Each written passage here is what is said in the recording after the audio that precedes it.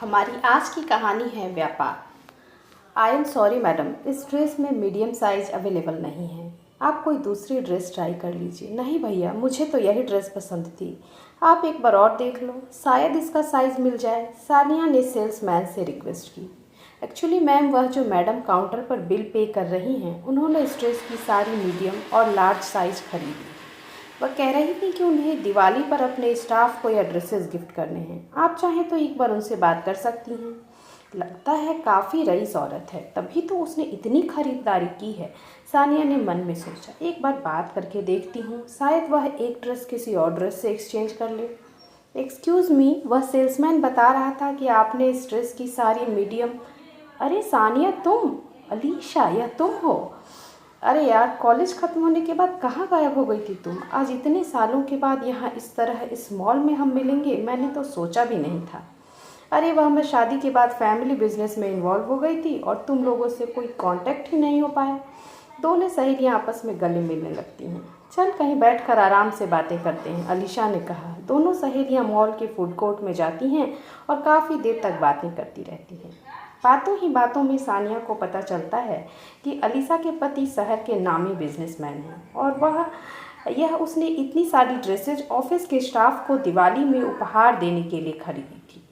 चल, अब काफ़ी देर हो गई, हमें घर चलना चाहिए, अलीशा ने कहा। सानिया कहती है कि हाँ चल, फिर कभी फुर्सत में मिलते हैं, और वह कैब बुक करने लगती है।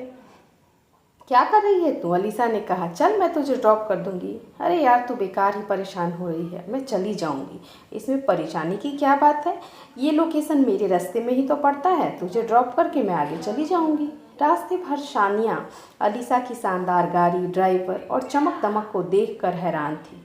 मेरी सोसाइटी आ गई। अच्छा, तो यहाँ घर लिया है तूने? सानिया ने जवाब में केवल सिर हिलाया और वह अलीशा को यह भी न बता पाई कि वह किराए के मकान में रहती है। चलते समय अलीशा सानिया को अपना कार्ड देती है और अगले रविवार को अपने घर आने के लिए आमंत्रित करती है। पूरे सप्ताह सानिया के दिमाग में अलीशा की रईसी और चमक धमक घूमती रहती है।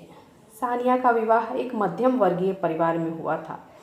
उसके पति बैंक में क्लर्क के पद पर कार्य करते थे, तो अलीशा की हाई क्लास लाइफ स्टाइल और रईसी को देख करके वह मन ही मन में कुंठित हो रही थी। वाह, क्या किस्मत पाई है अलीशा ने। अगले सप्ताह वह अलीशा के घर पहुंचती है। उसकी शानदार कोठी, नौकर चाकर और शान शौकत देखकर सानिया की आंखें फटी रह जाती हैं। अलीशा बहुत ही गर्मजोशी से उसका स्वागत करती है। थोड़ी देर बाद सामने से 55-60 वर्ष के शानदार व्यक्तित्व का आदमी सामने से आता हुआ दिखाई देता है। अलीशा सानिया को उससे मिलवाती है और बताती है कि यह मेरे पति हैं। सामान्य बातचीत के बाद अलीशा के पति अपनी मीटिंग के लिए निकल जाते हैं और सानिया हैरान रह जाती है कि अलीशा ने अपने से दुगनी उम्र के आदमी के साथ शादी क्यों की। अलीशा उसकी आंखों में उभरते प्रश्नों को समझ जाती है और कहती है कि मैं जानती हूँ कि तू क्या सोच रही है। यही ना कि मैंने यह शादी क्यों की। अरे यार, यह शादी मैंने अपनी मर्जी से की है। मुझे हाई क्लास लाइफस्टाइल, रहन सहन, नौकर चाकर, बंगला, गाड़ी, यह सब चाहिए था।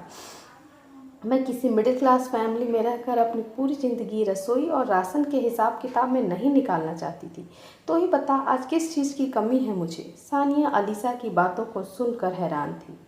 थोड़ी देर में वह अपने घर लौट जाती है, लेकिन अब वह अलीशा की रईसी को देखकर अपने मन में उपजे कुंठा से अब आज़ाद हो गई थी।